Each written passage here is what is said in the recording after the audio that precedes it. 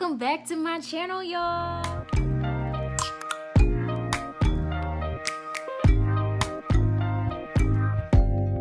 Open up. You sing it first.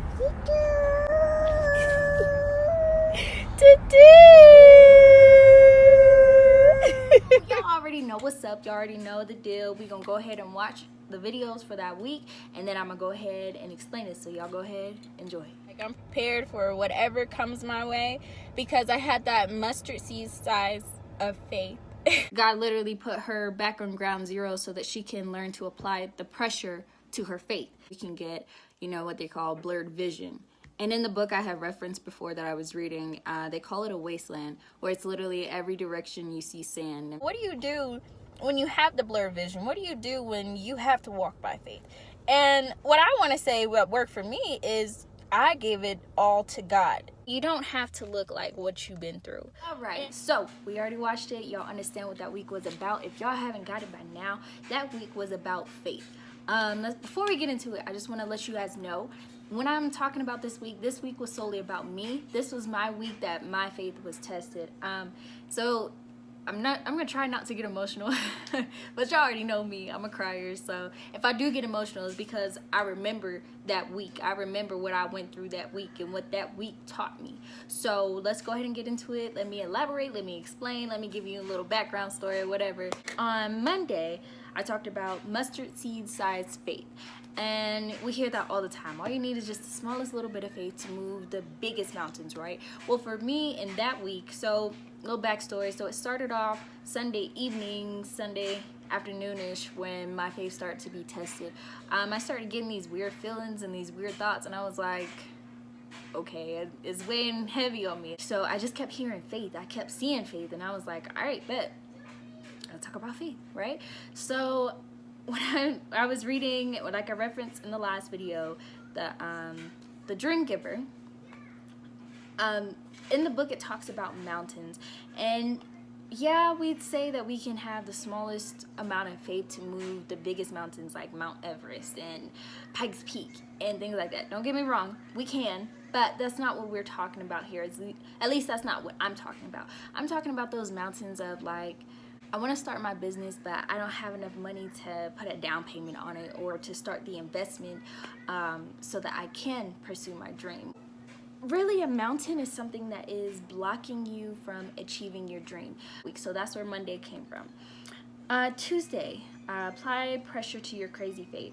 So Tuesday, Monday night, I had got onto a Zoom call with the Retire Rich family, and this lady had gave her testimony. I'm still not going to tell her testimony. It's not my story to tell. It is definitely hers. So I'm just going to tell you her name is Brittany Jack, I think. But she gave her testimony, and she was talking about, the tests and trials that she had to overcome, what God literally had to do to make her realize, okay, you can pursue your dream. And what she really said was, in all summary of the story, God took her from here to bring her up here, period. It's not hard for me to have the crazy faith. It took me a while to get there, though. It wasn't an easy overnight process. It wasn't a couple of months. It actually took a year and a half for me to actually understand that I had to have faith in God.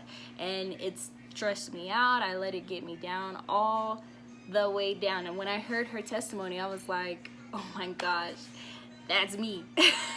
That is me. That is where I have been. I am still on my journey, not where I want to be, but that was me. And just to hear that, it was like, okay, confirmation. I'm talking about the right thing in faith. Okay, something about faith is happening in my life. I don't know what it is, but God, I'm trusting you. I'm doing my best to trust you. So that's where Tuesday came from. To Thursday, where I talked about a wasteland. And in a wasteland, I call it, for myself, a blurred vision. So like the book that I keep referencing, The Dream Giver, in the book, it's a wasteland. What a wasteland is, it's literally like, in my head, this is what I picture it to be. It's sand, north, east, south, west, everywhere. And it's like the world ends. You see where the world starts to curve over, and it's still sand. There's no type of road, no type of path, no type of nothing in sight. It's all sand, and that's what I picture a wasteland is. And I say it's a blurred vision because literally you don't know which way to go. And okay, with me, when I say blurred vision, I mean I can't see which way to go. I can't see clearly, and that's what a wasteland is to me. It's my blurred vision because I trust God, I do, but I can't see you clearly right now. I don't know what you want me to do. I don't know which way to go because you are putting me in a wasteland. And I know you're testing my faith, but God, this is a wasteland. I'm blurred right now. I don't know which direction to go. But that is where Thursday came from. On Friday, I talked about give it all to God. Now, like I said, this week is solely about me. This is about nobody else but Leah. Friday, give it all to God. It was hard. Like I said, that week I was being tested. My mind was all every which way. I didn't know what to think, what not to think.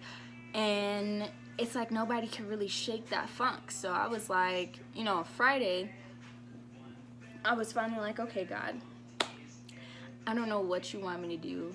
I don't know where this funk came from, but I do know the devil cannot have this dream. The devil will not take this one away. So I'm gonna need for you to go ahead and do your magic because this ain't it. This is not where it's at. So I was like, all right, here it is, because I can't do nothing with it. I don't know what else to do, and I'm literally crying. I am all the above. I'm an emotional person, just so y'all know.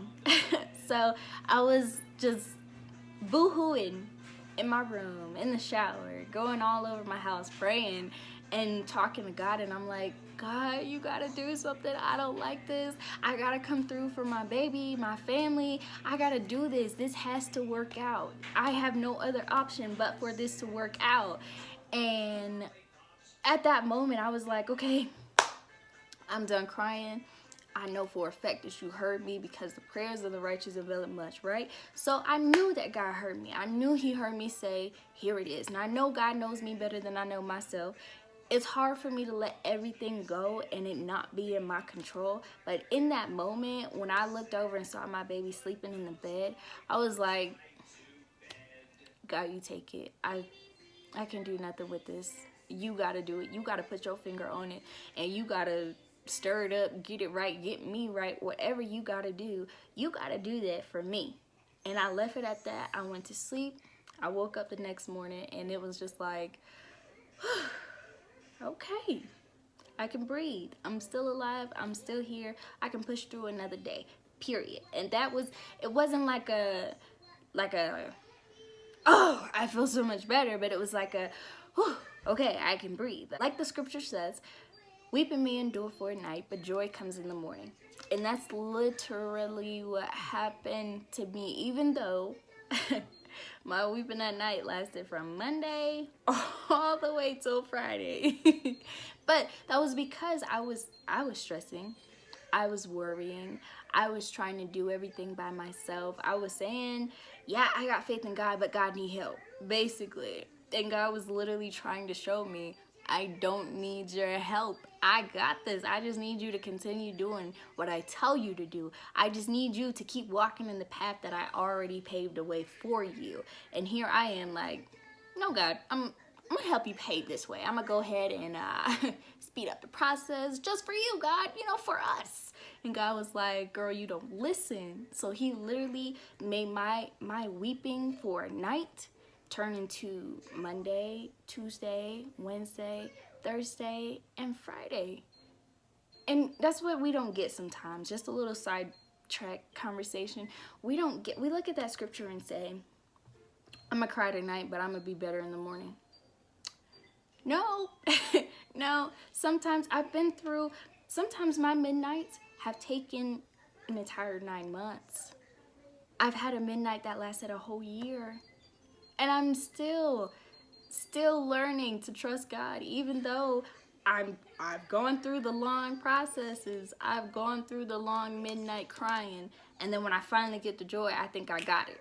And God takes me right back. And that just shows that you're human. You're not perfect. And God is going to still teach you.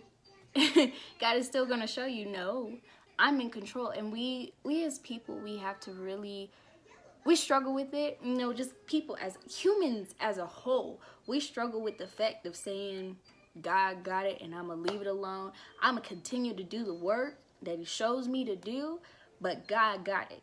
No, we don't do that. We don't have the patience for that. We always try to help God. And that's when God be like, come on, yo, I had it. You was giving me the wheel. And then you gonna try, like the Cat in the Hat did, he slide the wheel over. You gonna try to slide it back to you after God to try to take it. That's what we struggle at. And that was my week. My week was, it was my midnight. I cried almost every night that week because I was so stressed out. I was so frustrated. I almost became angry because I was stressed out and frustrated. I was kind of down that week, but I was still trying to keep the faith. I was still trying to show the faith because I was like, God, this has to work. This is not something that I want to do and then let it fall again and again and again and again. I want to do this. This is something that I want to prosper, and I need your help. And it just felt like God wasn't listening. It just felt like he wasn't right there at the time, even though I knew for a fact that my relationship with God was A1. I knew that. That had never changed. That never crossed my mind. It's like, God, why are you not coming through when I want you to? Like, I need you to come right now. And so God literally had to step me back, and he had to show me, I'm still in control, little girl. I still got this. Saturday morning, I woke up, and that's where the last video came in. It says, you don't have to look like what you've been through. I never look like what I've been through. If I tell some of y'all my story, y'all would be like, she ain't even had a lot like that. Like, she ain't had to go that far. I mean, we would have talked to her, we would have listened to her, but I'm not. That's my story. I won't have to make up nothing. I don't have to fabricate a story for nothing. That's my life. If I tell you my life, I tell you my age and exactly what I've been through, and you look at me now, you'll be like, nah, nah, sis, you're doing too much. You being extra. No, that's my life. I also got this part, you don't have to look like what you've been through, from Tuesday's, Monday night's video with Brittany Jack. She said, there's been times I got on the stage to tell people about the business and to try to get people into the business, talking about trading, talking about all of this. And I had no money in my account, but my outfit was A-okay. It was always on point.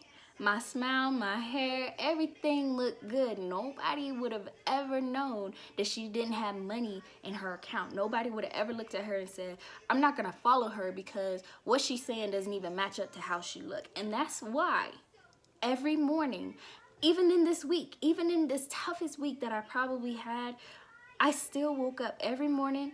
I put my face on, and I made a video for you guys.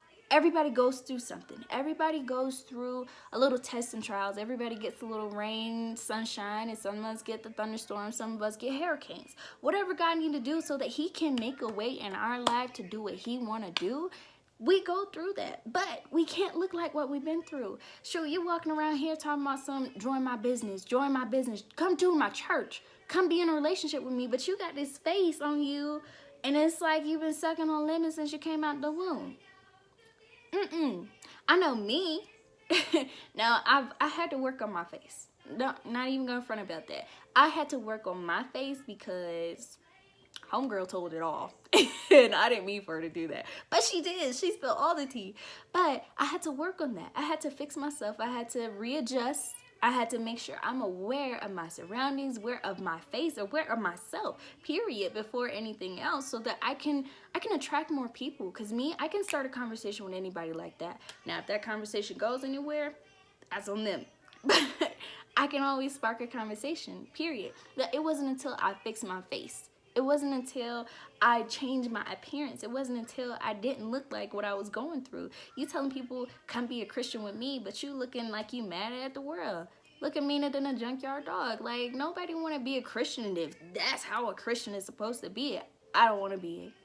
Nope, I'm sorry. Oh, I have peace in my life, but I got the stankest attitude. I don't want to mess with nobody. I ain't got time for nobody. Oh, that's what peace look like? I'm going to stay damaged. You really got to understand that you cannot. It's not, I don't want to look like what I've been through, but you cannot look what you've been through. If you want to help somebody else, you have to change you. You have to put on the face. It's hard. Don't get me wrong. I'm not saying none of this was easy. As y'all can see, I did it though. I'm sitting here telling you, I cried every night. You didn't see that in none of these videos. It wasn't until I said, okay, God, take it. I don't want it. You do you with it. That he finally gave me the peace that I was looking for the entire week. But I still, regardless of whatever was going on with me that week, you didn't know it. You couldn't see it because I'm trying to attract people. I'm trying to draw more people to heal. I'm trying to draw more people to God. I'm trying to draw more people to chase their dreams. I'm trying to draw people to do whatever they want to do. Whatever you want to do, you can. Whatever you put your mind to, you can. You can do that. And I want to be the person to say that you can, but I don't want you to look at me and say, she said I can do it, but look how she living. Look how she acting. Look at her face. Look at her attitude. Look at how she responds to things. Like I said in week 1, I changed completely. I can't respond the same way. I can't afford to respond the same way. I can't afford your blood being on my hands to respond the same way that I used to a few months back, a year back, 2 years back. I don't have time for that. I have time to make a difference now. I have time to change me so I can change you, so I can attract you, so that I can draw you. Whatever you need from me, that's what God has placed me in your life for. And whatever I need for you, vice versa, period, right? But you're not going to attract me if you sucking on lemons. I'm sorry. That's just me. I mean, if you're saying, oh, I have this much money and I run this business, but nobody can talk to you. Nobody can touch you. Oh, I gotta talk to your assistant to talk to you? Okay, next business, please. Oh, you are not the one. You gotta be the right type of person to attract me. You gotta be the right type of everything to draw me, because if you're not, you're here to mess up. If I feel like you are gonna even a little bit mess up my spirit, I'm sorry, but we can't do this. I'm so sorry. But yo, that's where the whole week came from. That week was not my week. And I didn't come up with it. I saw it on Facebook, and it's just been my thing with my friend. I always say we got 5 minutes to cry a day, and we thugging it out. But I want to say to y'all got 5 minutes to cry, and y'all got to boss up. Period. That's it. You don't have no other choice. After that 5 minutes is over, boom. That's it. I gave you 5 minutes. I did. You don't have to use the whole 5 minutes all at one time. You can use a few seconds here, a few seconds there, a minute here, a minute there, go into the bathroom, take 2 minutes there, whatever you gotta do. But you only get 5 minutes. That's it. You get 5 minutes to cry, and then you gotta boss up. Thank you all for tuning in. If you haven't watched the last video, go ahead and click on that video. Go watch the last video. Watch the one before that, so you guys can kind of understand and see where I'm coming from. You can kind of see the follow-ups and everything, and I'll be posting next week about the week after this, and y'all can kind of see my story develop. So thank you all for tuning in. Go ahead, click the subscribe button, the like button, the bell button, so that way y'all get notified every weekend that I post the videos. And I will see you all in the next video. Peace, y'all.